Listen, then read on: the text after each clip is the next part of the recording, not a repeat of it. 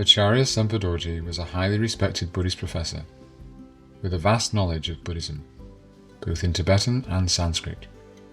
He was born on September 7th, 1930, in the Kinnaur District of Himachal Pradesh in northern India. In 1947, at the age of 17, he left home to go to Tibet to pursue his studies. He was ordained as a monk at Tashilhunpo Monastery in Shigatse. After 13 years, he graduated with the Geshe degree.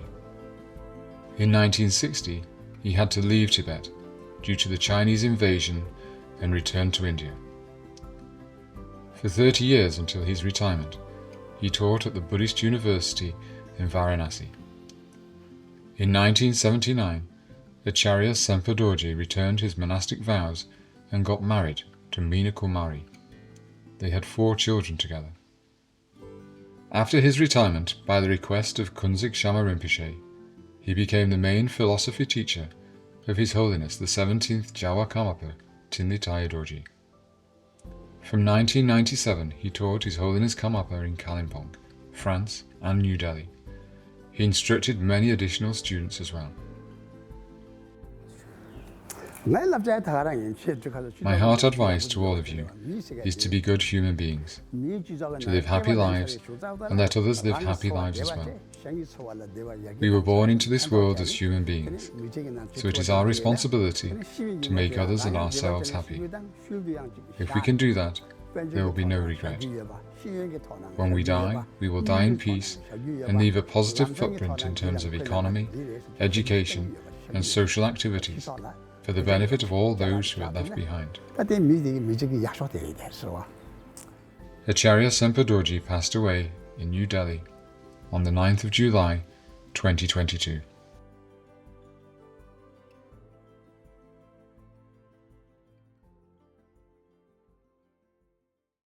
I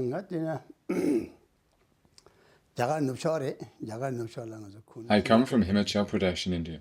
The area I was born in is called Kullu in Tibetan.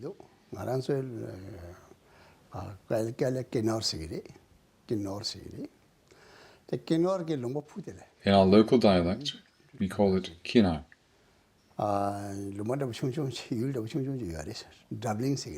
In the upper valley of Kullu, there is a tiny village named Dabling. This is where I was born, and where I grew up with my mother.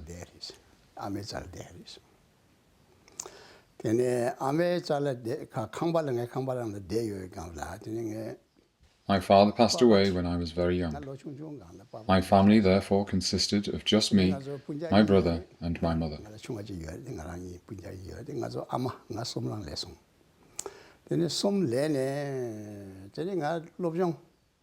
My younger brother went to school in another village, but I stayed at home with my mother, who gave me some basic education, such as reading and reciting religious texts.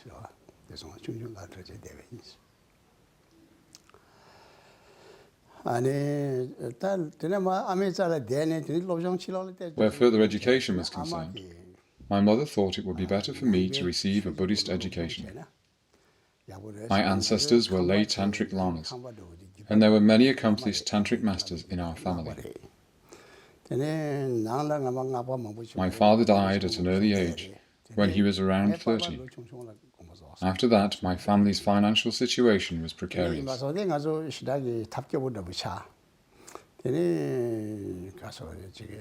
After receiving a basic education from my mother, I continued to study with a lama in our village, who was also our relative.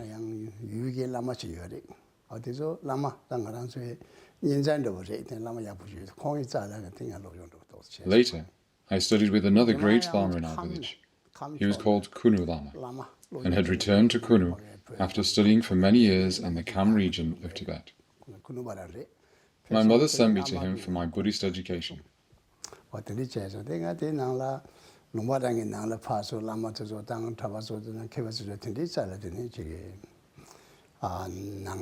I stayed with him and some other lamas for Buddhist studies, learning Tibetan grammar, basic Buddhist teachings, and preliminary Buddhist practices, but not much Buddhist philosophy. In this way, I became familiar with reading religious texts. This is how I stayed at home and studied until the age of 17.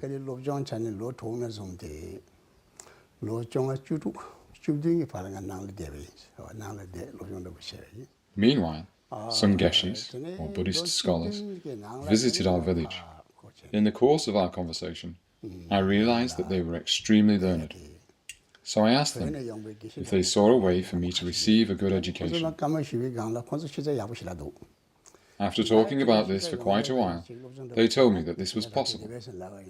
In those days, there were not many good education centers for Buddhist studies in India. There were hardly any colleges. One great college was in Lahore in Pakistan. During that time, Pakistan and India were one country.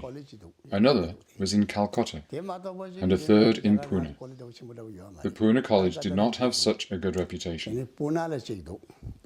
Lahore was considered the best among the three, while the college in Calcutta was said to be fine. The prince of our state, Vibhadra Singh, who is our current chief minister, we are of the same age, went to Lahore College for his education. But because of my poor family situation, I did not have the chance to go there.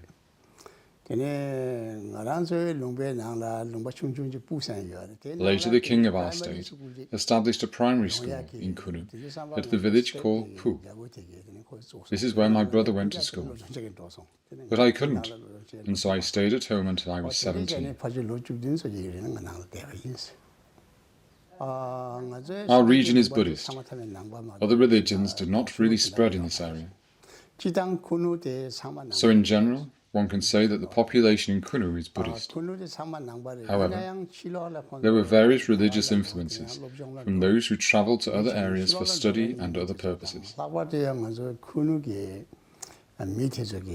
As regards the traditional occupations of people living in Kullu, one is farming, working in the fields, tending fruit orchards such as apple trees.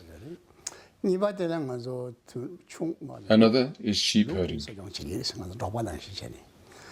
Although the summers are pleasant in Kullu, it is not a good place for sheep and goats in the winter because of the heavy snowfall. So the shepherds lead their flock to the grazing fields in the lower areas like Dehradun and Haridwar. Usually the housewives stay at home while the husbands move around. When they leave their home area, they come into contact with Hinduism, and some are drawn to the Hindu religion. The majority in Kullu, however, is Buddhist, but a few are Hindus. That said, these Hindus are not caste-based followers, as is common in India, where Hindus are classified as Brahmins, Kshatriyas, and so on. There are no followers of Islam in Kullu, and hardly any Christians. Once there was a Christian priest from Germany who came to Kullu and built a church, preached for some years, and provided some material help.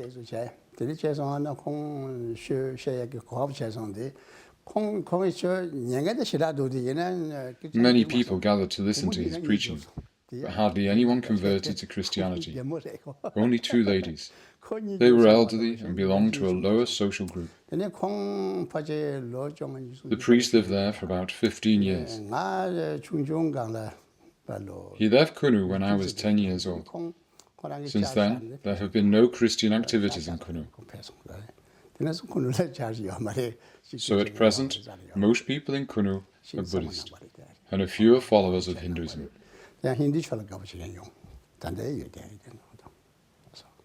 I headed for Tibet at the age of 17.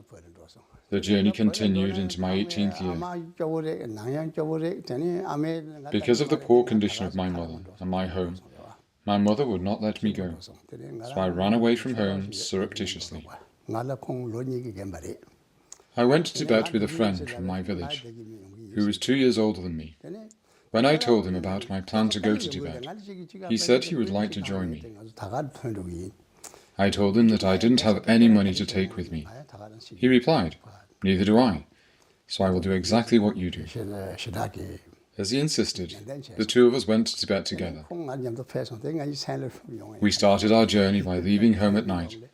Then we walked for 15 days until we reached Shimla.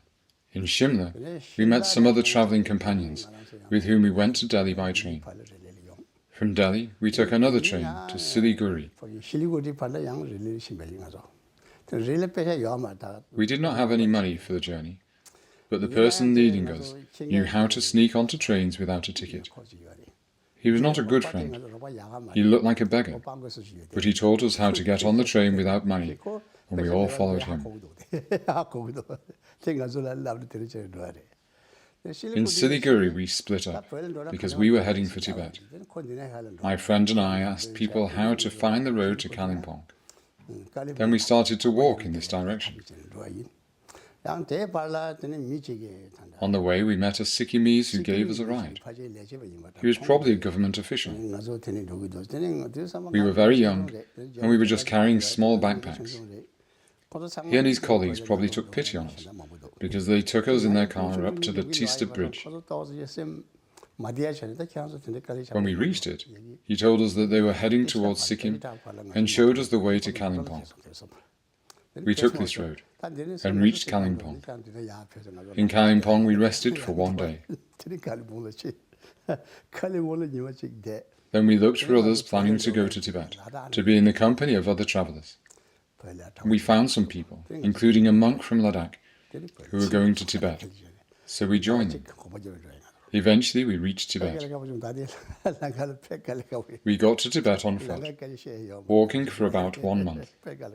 It was really a tough journey and tiring, so it's better not to talk about it. We had neither much food to eat nor proper clothes to wear. We just had the traditional dresses of people from Kullu. In addition, we had old shoes with metal nails. It was really strenuous. We eventually reached Geshe. I had severe pain in my legs, so my friend and I stayed back there for some days. The other travellers in our group, including the monk, continued to Lhasa. We knew that we would not be able to go to Lhasa. We initially planned to go to Mindroling Monastery in Tibet. It is a Nyima monastery, the monastery of Lochen Dharma Shi. It is a well-known monastery, and the first tantric master in my family line who had miraculous powers came from this monastery.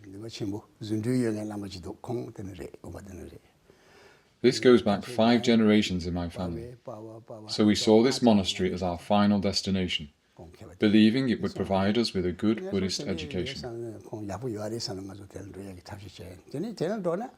To go there, we had to take a different route via Shigatse. So, from Geshe, we went to Shigatse instead of heading for Lhasa.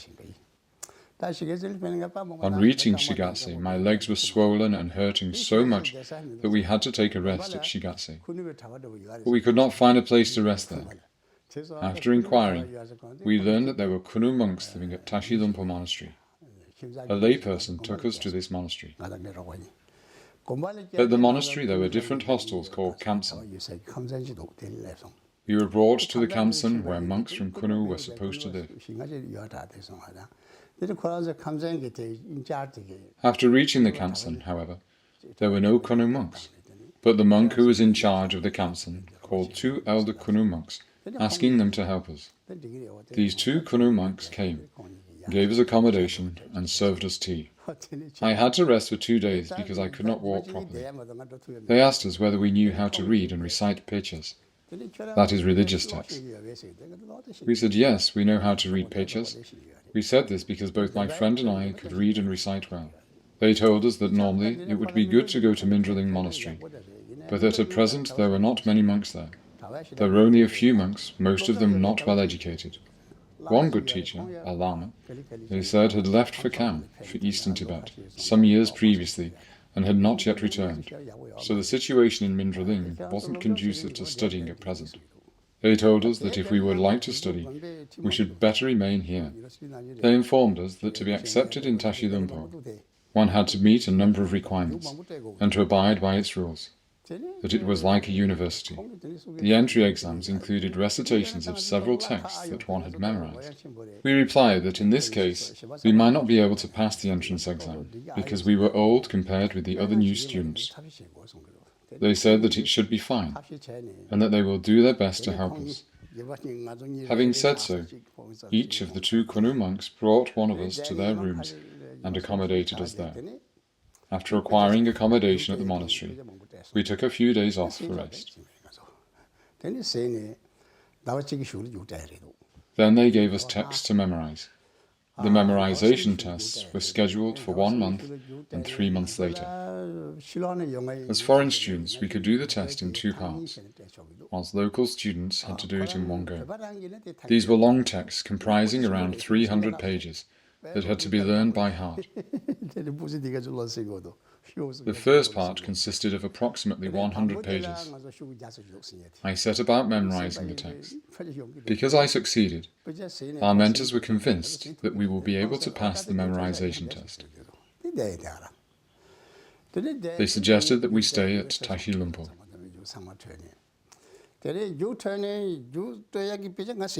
I committed the given text to memory earlier than the scheduled time for the first exam. My friend, however, had difficulties memorizing the text, so it took him longer. Meanwhile, as I saw some texts on philosophical tenets and epistemology, including the text called Drudra, at my teacher's place, I memorized these as well. My teacher asked me what I was doing, so I told him that I was memorizing these texts of his. My teacher said, "Wow, can you really memorize these texts?" I said yes, and I did so. With this, I passed my memorization test and started my formal monastic education. There were 2 types of monastic life at the monastery. One was non-academic, where the monks chose to work and to serve the monastic community. The other was the educational discipline. Those who chose to remain in the academic section were excused from some monastic serving duties. My teacher asked me which direction I would like to choose. I said, I would like to opt for higher education, or pechewa.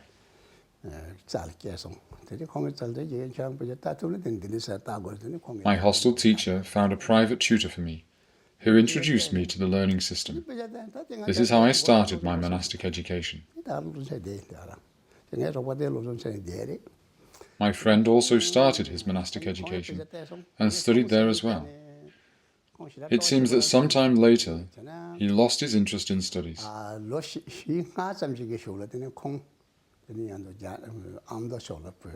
So after around 5 years, he left as the travel attendant of some high lamas from Ladakh who were on their way to Amdo. Those lamas asked my consent for his leave, but I told them that it was up to him to decide. I told them to discuss this with him.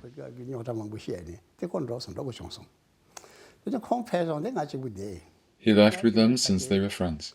I stayed alone. I lived there from 1948 to 1961, studying Buddhist philosophy. During those years, I occasionally travelled outside of the monastery to other monasteries such as Sakya. If you studied Buddhist philosophy, you were not allowed to study language and grammar at the monastery. To learn these, you had to go to another place of study of one's choice. You were not allowed to just leave, but first had to obtain the permission from the monastery's abbot and from the discipline master, who was my teacher. He gave me permission. However, I did not seek the permission of the abbot. Instead, I left quietly. For around 1 year, I stayed outside the monastery and studied Tibetan language and grammar. After that, I returned to the monastery and stayed there for a while. In 1959, the Chinese army brought chaos to Tibet.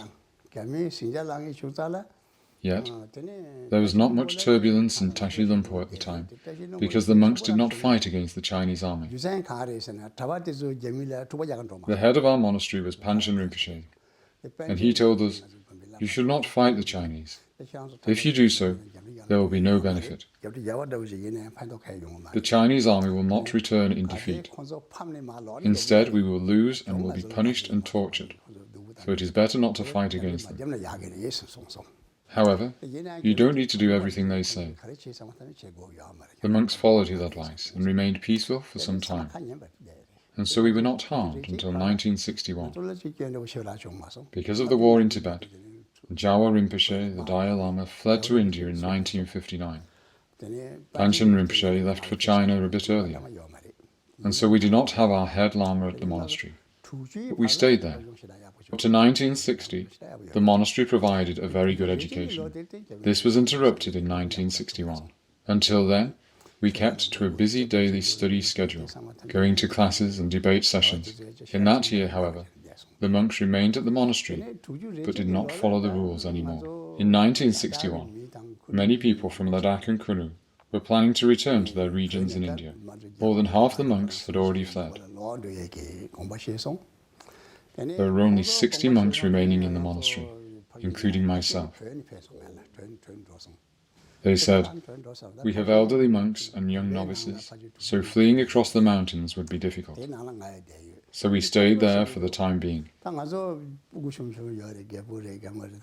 that time, there was an Indian consulate in Lhasa that communicated with the Chinese authorities. The Indian Consul General came to Tashilhunpo. The officer told us, "If it is difficult for you to live here, we will talk to the Chinese.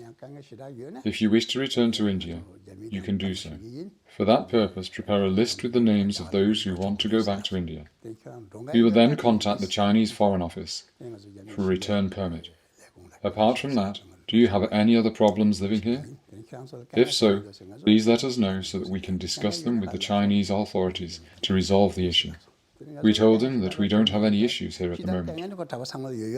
Apart from the general difficulties with the Chinese that all monks faced, we did not have any specific problems. Chinese officers frequently interrogated us. We had to study numerous books about communism and take many exams. We had to retire for the night between 10 and 10:30. In the past, for monastic studies, we could stay up late until midnight and study philosophy, but now we were not allowed to do so. In the morning, we had to get up at 5 and go to work. We followed all these rules. So in 1961, there were obstacles to my monastic studies. So I asked my teacher whether I should stay or leave. Even so, at that time, I really did not want to leave. I thought that in any case, I would be able to study Buddhism somewhere here in Tibet. There were many people in the Chinese army who were interested in education. Some asked me to teach them Tibetan grammar, such as the Nakdaran text. I helped them. I taught them, and they were pleased. In a conversation, some Chinese officers told me, "If you stay here, it will greatly benefit us. But one never knows the future policy of the Chinese government. Don't tell anyone that we told you this. If you do so, they will cut off our heads. We are honest with you, so you should think carefully about it." With this information, I asked my teacher once again whether I should stay here or leave. He didn't respond on that day, but the next day he told me that it would be better if I left, so I decided to leave Tibet. I told some of my friends about my decision. They said that if I went, they would join me. They did not know Hindi because they had arrived in Tibet at a very early age, but I spoke Hindi. So I contacted the Indian Consul General. Our group consisted of 61 members. I prepared a name list and gave it to the Chinese office. They told me to come to their office the next day with 2 representatives. So we went to the office. There they asked for my personal details, such as how many relatives I have, how much money, and what belongings I had, and so on. I told them honestly that I didn't have anything, that I didn't even have a proper place to sleep. They were surprised and told me, "If you stay here, we will help you. You will have nothing to worry about. If you decide to leave, we won't hold you back, and we will assist you with a travel escort." I told them that I don't need such an escort. However, as it had taken many months to get here from India, it would be very helpful if they could facilitate our journey. They said that they would help me with this. So we were around 60 members in the travel group. The Chinese authorities told us that they don't have other travel means, but they can provide us with their army truck. They also assured us that there would not be any trouble on the journey, and that they would drop us safely at the border to India. They also asked us if we had any food for the journey. I told them that I didn't, so they gave me tea and sampa, around £11, but they gave nothing to the other members in the group, because they had much money. Accordingly, they dropped us at the Natrula Pass. From the Natrula, we returned to India via Sikkim. In Sikkim, the Indian police at Gangtok kept us for around 4 days. They gave us a hard time with many irritating questions. Eventually, all our group members went to their homes. I did not return to my home place, but went to Benares and joined the university. As I did not get admission at the university in 1961, I gave private tuition there for a while. Finally, in 1964, I was accepted at Benares University. From 1964 to 1972, I stayed there for some 9 years and completed my Acharya MA program. After graduation, my instructor suggested that I continue with postgraduate research work. So, I joined the Research Association and started my research work at the university for around 5 months. At that time, the Central Institute of Higher Tibetan Studies in India had recently been established. My senior instructor was a member of the Institute's working committee and executive. He told me that I should work at the Institute. It needed a teacher and a research guide. He said that as I knew various languages and the academic system well, it would be beneficial for the Institute. But I told him that I didn't wish to work in order to earn money and lead a pleasant life. From the beginning, I aspired to live the life of a monk and to practice the Dharma intensively. His response was to rebuke me severely. He went to the office, filled out the application form for me, and asked me to sign it. So I signed it.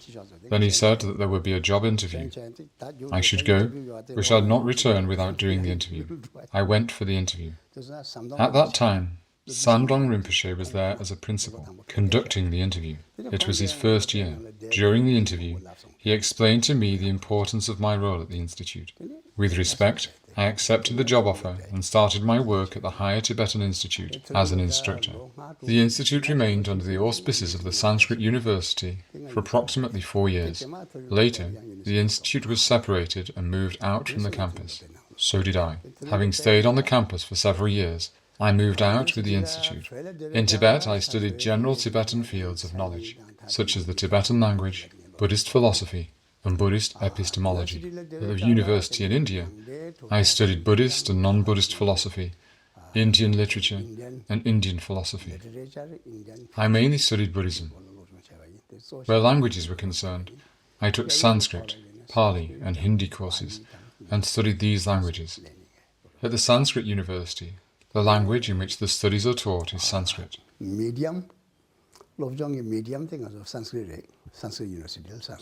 Pali falls under what is called special courses. As special courses, you can also take sociology, political science and history as minor studies for the first 8 years. I took history and political science for the final Shastri year.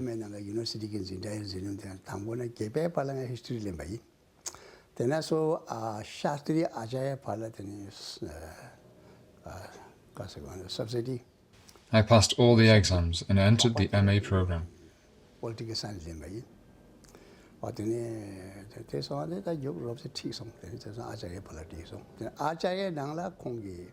For my MA research topic, my supervisor suggested that I conduct my research on Nagarjuna's philosophy, since nobody had done this. So I chose the philosophy of the Middle Way as my thesis topic and began research on it. I wrote about 100 pages, but I could not finish my thesis because the teaching load at the Higher Tibetan Institute was overwhelming. I taught 6 hours per day. It was very tiring. At the Higher Tibetan Institute, I had to teach philosophy, but also other subjects. I had to teach Tibetan grammar and history. At that time, there were not many teachers. There were Geshes to teach Tibetan Buddhist philosophies, such as the perfection of wisdom, but nobody to teach Indian Buddhist commentaries and non-Buddhist philosophy. So all of these subjects were assigned to me. Moreover, there was also a research project that had just started. For this research initiative, 10 members were selected. However, none of them knew foreign languages and research methodology. I had to teach them basically everything, starting from the basic skills of writing, such as the correct use of punctuation. It was a very difficult task. Although I had a tough time at the Institute, it was beneficial for its students. I worked as an instructor and professor at the Institute for around 21 years. I started my work at the Institute in 1972 and retired in 1992. After my retirement, I extended my stay because they insisted that I continue my work at the Institute. However, I was not happy working there and holding the position after my retirement. I thought it would be better if a new person takes my position. They should get the job and the salary, but nobody could do so as long as I was occupying the post.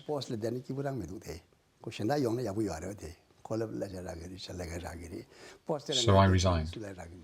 But the director declined my resignation by stating that they needed me at the Institute.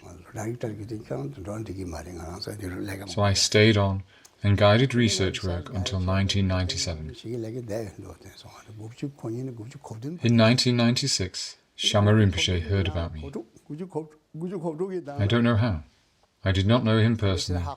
I had met Karmapa Rigpa Dorje, but not this Karmapa, Daya Dorje. Shama Rinpoche sent someone to me, saying that he was planning various research projects, including establishing an institute, and he wanted me to work for it. I thought about it and said, having research projects like this is good, but I won't be able to come. After I had sent my reply, Ani Pema Sangmo came to me twice with the same message. Each time I declined the invitation. Then Rinpoche sent Khenpo Tsultrim Sangpo with a greeting katak. I told him, I am sorry, I cannot fulfill it. We have ongoing research projects here, but there you haven't started the work yet. I also need to finish some of my book writing projects. Khenpo Tsultrim Sangpo also came to me twice.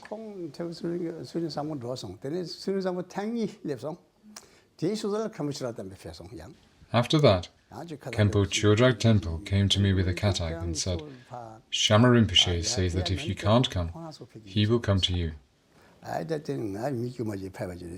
My response was, I am an ordinary man, so please ask him not to visit me. I will come to see him for a discussion. I further told him, I am busy with schoolwork here, so we need to fix the meeting date in advance. During our summer vacations in May, I usually went home for 2 months. Having been invited to meet Shama Rinpoche here at Kibi, we fixed our meeting in May.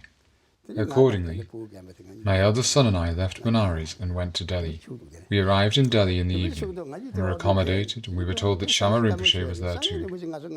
We were supposed to have our meeting the next day, but I learned that Rinpoche had already left for Bhutan that morning. Tsultrim Sangpo came to us in the morning and told us that Rinpoche had already left.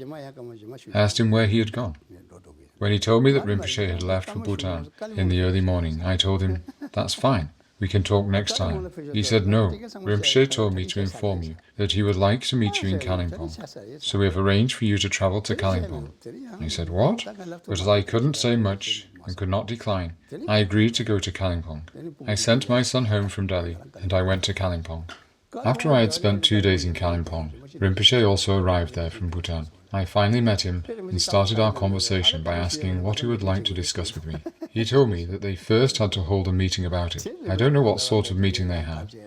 Later, Rinpoche gave me a long letter, stating many things, including that they were going to take care of me and my family. Rinpoche told me, our other projects are not yet ready, so for the time being you should prepare yourself to teach the Karmapa Rinpoche.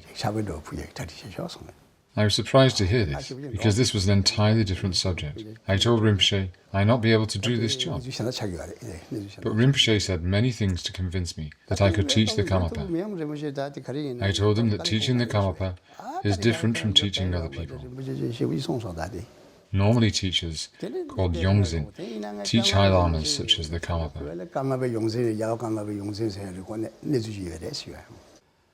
This explains how I've been living with the Karmapa Rinpoche for some years. It seems that he likes me, so he happily listens to my explanations. I've taught him Buddhist philosophy for quite a long time now. My family traditionally practiced according to the Nyima tradition. This is typical of our region.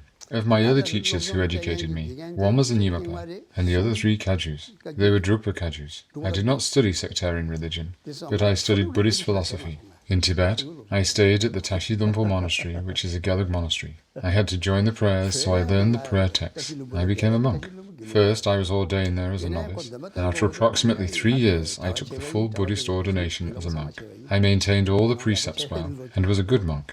During that time, at the monastery, I was not required to focus on religious rituals. Rather, I studied Buddhist philosophy, including a basic debate text, texts on the theory of knowledge, and on the perfection of wisdom, and the 5 major philosophical subjects.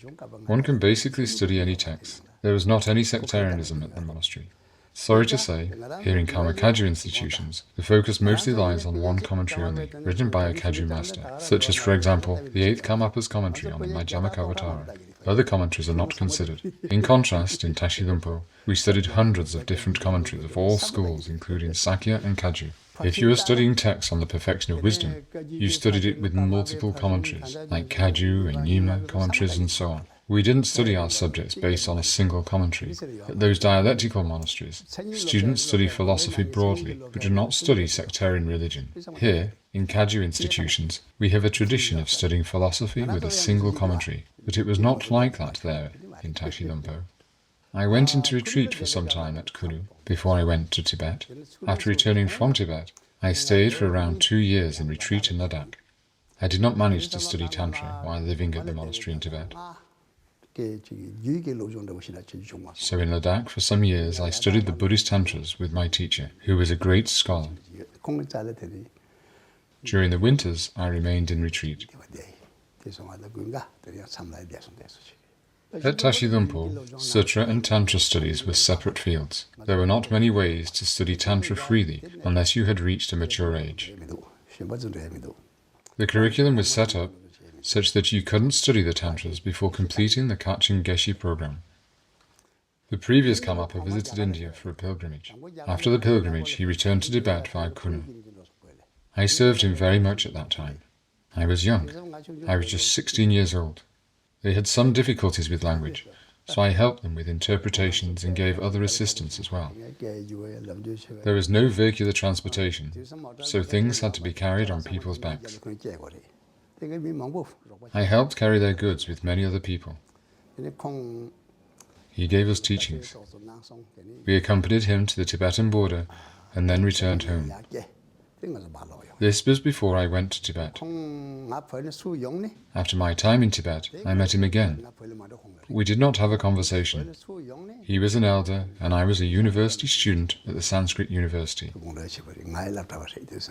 He visited Bodh Gaya and Benares. At that time, I saw him only from a distance, but did not meet him personally. Before, in Kullu, we travelled together on the road, holding each other's hand, so we knew each other personally. I haven't been to Sera or Drepung. I studied Buddhist philosophy at Tashilhunpo. I studied Tibetan grammar and philology somewhere outside the monastery. I had many philosophy teachers at Tashilhunpo. It was a big monastery. There were around 5,000 monks. There were 4 monastic groups, the Drakchangs. One is called the Nakpa Drakchang, the Tantric College, and 3 others. There were over 1,000 members in our monastic group. while one was a bigger drachang, having around 2,000 members. Another one was smaller, with around 600 monks. There were so many students. One of the misfortunes in my life was my poor financial situation and difficult practical living conditions. It has been like that from the beginning, particularly during my student days at the monastery in Tibet and in Benares. I was extremely poor. I lived on 20 rupees a month. The good thing, though, is that my educational life has been meaningful.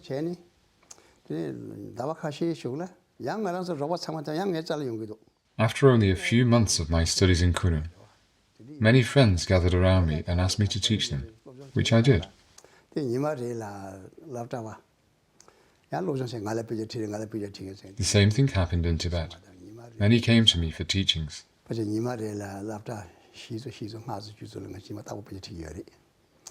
I taught 4 or 5 students daily. Even in Benares, while I was a student, I taught around 5 students every day. At the Higher Tibetan Institute, I had my own classes to teach, but students outside of my class also came to my apartment for further teachings. I generally gave 2 to 3 additional classes at home. There were around 20 to 30 students in the regular class, but around 50 to 60 students for the classes in my home. In particular, more students joined the poetry class at home. I can't tell how many teachings have benefited others, but some students told me that they were helpful for them, and I was glad to hear this. After I left Benares and joined the Karmapa's organization, I didn't have many students from outside. Occasionally a few visited.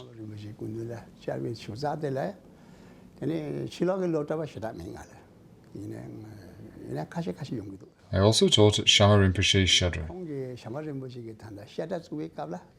Students of the Shedra come to both my regular classes and they come to my home for extra classes. I was able to help them. Along with the Karmapa, some Khenpos also joined the class. If I ask myself who benefited most from my teachings, I think it was the students of the Higher Tibetan Institute in Benares. Most of my students from this institute later became good scholars. At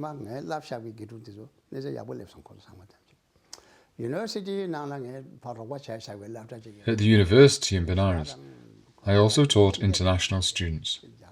Most of them were foreigners, so I don't know where they are now. Some students were from Ladakh and from Kullu. Around 5 of them became highly educated. The rest were doing fine. So the Higher Tibetan Institute benefited the most. I don't know how much my service has benefited the Karmapa. I also taught some of the Khenpos there, particularly Khenpo Sultrim Sangpo, who passed away, was very good at learning. He was very diligent and determined to study with me, so I taught him, but he didn't live long. For the rest, I don't know, but they may know themselves about the benefit of my teachings. I have taught Yeshin Nobu, the Karmapa, many philosophical texts. I still teach him daily. We started out with the text A Letter to a Friend. It took around 1 year to complete these explanations, because I taught him in great detail. After that, teachings were based on the text The 37 Practices of a Bodhisattva, followed by the Jewel Ornament of Liberation, the Mahamudra root text, and so forth. We went through a number of minor philosophical texts. In terms of major philosophical treatises, I taught him the Abhidharma Treasury based on the auto-commentary. At present, we are discussing the perfection of wisdom. I also taught him poetry. So far, we have discussed the first chapter and have managed to complete half of it. We had to interrupt that task because we had to travel to France. Meanwhile, Rinpoche also asked me to teach Gateway to Knowledge, so I taught that and many other minor texts as well. Major philosophical commentaries take time to explain because we discuss every topic in detail. It seems to be a tradition in the Kagyu school that commentaries are briefly explained through an oral transmission. However, I am not interested in teaching that way. The oral transmission can be received from Shama Rinpoche. To become really learned in philosophical treatises, they need to be explained in detail, and they must be understood word by word. Shama Rinpoche would not have time for that, so it's my job. Thus, we go through all the topics with great care. Now we are going through the first half of the commentary on the perfection of wisdom. I think that is all.